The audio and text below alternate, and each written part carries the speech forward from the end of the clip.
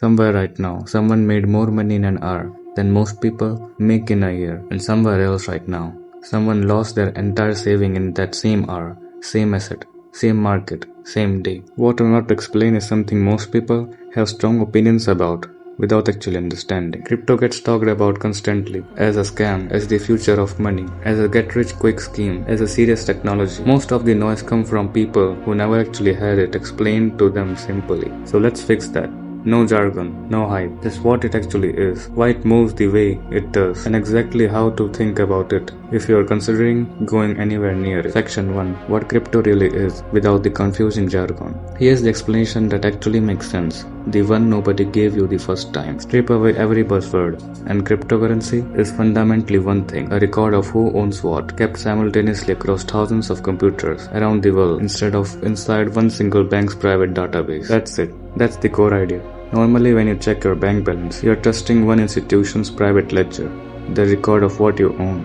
Crypto replaces that single private ledger with a public one, copied and verified across distributed networks, so no single company or government can control or can quietly alter the record. This is the part that actually matters, not the price, the mechanism underneath it. Bitcoin was the first major example of this, launched in 2009, designed specifically as a form of digital money that doesn't require a bank or government to function. Since then, thousands of other cryptocurrencies have launched, some trying to be digital money, others trying to power entirely different systems, decentralized applications, digital contracts that execute automatically, and more. The technology underneath is called blockchain, literally a chain of data blocks, each one verified and linked to the one before it, making the record extremely difficult to alter after the fact. You don't need to understand the cryptography to understand the concept. It's the ownership, recorded publicly, verified collectively, controlled by no single party. Section 2. Why people make and lose fortunes in the same week. Here's why this market behaves nothing like anything else you ever invested in. Crypto's volatility comes down to a combination of factors that doesn't exist together anywhere else in mainstream finance. The market trades 24 hours a day, every day, with no closing bell, no pause, no cooling off period. Compare that to a stock market, which trades roughly 6.5 hours a day, 5 days a week, with the rest of the time to digest the news calmly. It's also a relatively young, less regulated market compared to traditional finance, which means price swings that will be considered extraordinary in the stock market can happen routinely here. A single piece of news, a single influential figure's comment, a single large holder's declining to sell. Any of this can move price by double-digit percentages in hours, not months. Someone who buys at the right hour and sells at the peak of a rapid swing can genuinely multiply their money in a way that essentially never happens in traditional market over the time frame. Someone who buys at the peak, panics during the inevitable drop, can sell at the bottom, can lose a significant portion of their investment just as fast. It's not that one person is smarter than the other one. It's that this market moves at a speed and intensity most people have never had to make financial decisions inside of before, and that mismatch is where most of the damage happens. Section 3. The 3 rules that protect every beginner from losing everything. If you take nothing from this video,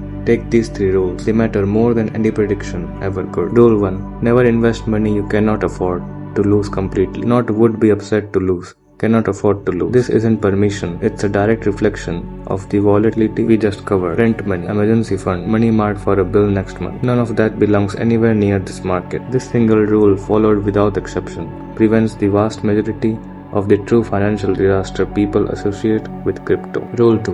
Never buy based on hype, urgency, or fear of missing out. The moment crypto gets the most attention on social media are frequently the exact moment prices are mostly inflated by exactly the attention. Buying because everyone's talking about it right now is buying into a wave of emotion, not an informed decision. The people posting screenshots of huge gains rarely post the loss that came before or after.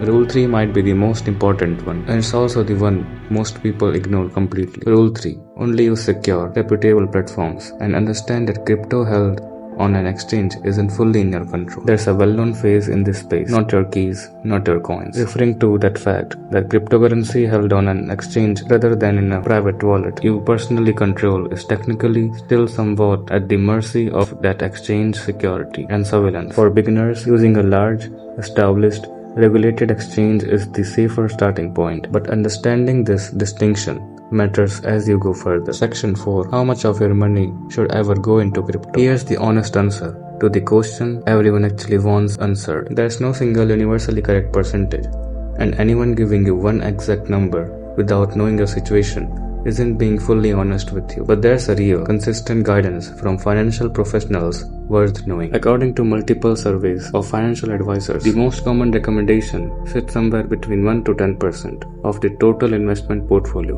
with the specific number depending heavily on age, risk tolerance, and how much of your broader financial foundation is already secure. Some advisors recommend a little as 1 to 2% for conservative investors, nothing that above roughly 5%. The volatility can start to dominate an entire portfolio's risk profile rather than simply diversifying it. Younger investors with long time horizon and higher risk tolerance are sometimes advised towards the higher, closer to 10, occasionally up to 15 to 20% for those explicitly comfortable with aggressive risk. Notice what every single one of those sources agrees on, regardless of the exact number. The number that matters isn't a specific percentage plugged from this video. It's this: crypto belongs in a portfolio of someone who already has an emergency fund, who is already handling essential expenses comfortably, and who treats this allocation as a genuinely high-risk portfolio on their strategy, not the foundation of it. Section 5. Why understanding it matters even if you never buy any. Here's the reason this video exists, even for the people who will never own a single coin. You don't need to own crypto for this to be relevant to your financial life. Blockchain technology, the mechanism underneath it, is increasingly being explored and adopted by major financial institutions, payment networks, and even some governments for things well beyond speculative trading. Faster cross-border payments, more transparent supply chains, new forms of digital contracts. Understanding the underlying concept, meaning understanding a genuine shift happening in how financial infrastructure works, whether or not you personally ever buy a token. There's also simpler, more immediate reason. Crypto conversations are everywhere now, at work, in the news, among friends, in your own family. Understanding what's actually being discussed, separate from the hype and the fear, meaning you can engage with those conversations from a place of genuine knowledge instead of repeating opinions you observed secondhand from people who don't fully understand it either. This is generally the difference between having an opinion and having an informed one, whether you ever buy anything in this space or not. Understanding how it actually works, rather than reacting on headlines in either direction, makes you a more informed participant in a financial conversation that isn't going away anytime soon. If this video made something genuinely click, this channel exists to keep doing that exactly. Crypto isn't automatically a scam, and it isn't automatically the future either. It's simply a technology and a market with real opportunities, real risk, and real rules. If you take the time to understand how it works, that knowledge will be far more valuable than anyone's prediction about where the price will go next. Drop a comment telling me which one thing about crypto you understand differently after watching this. I read every single one.